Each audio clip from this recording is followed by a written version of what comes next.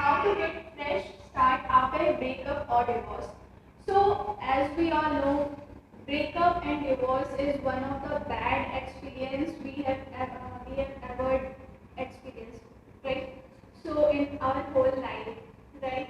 So breakup is like we got in depression, we feel like everything is lost, our world is lost, right?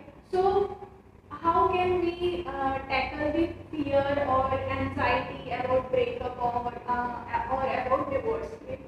So we can pamper ourselves. We can't change the situation. Like we have to accept the situation. We have to tackle the situation. We are only one. We can take care of yourself. Nobody will come and teach you how to care yourself, how to pamper yourself. Right?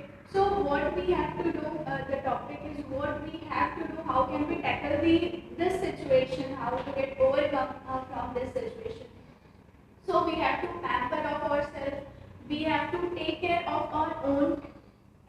Nobody will come and nobody will tell you that how to tackle and how to pamper yourself, how to take care of your own, because you are the only one who is going through this situation. You experienced very well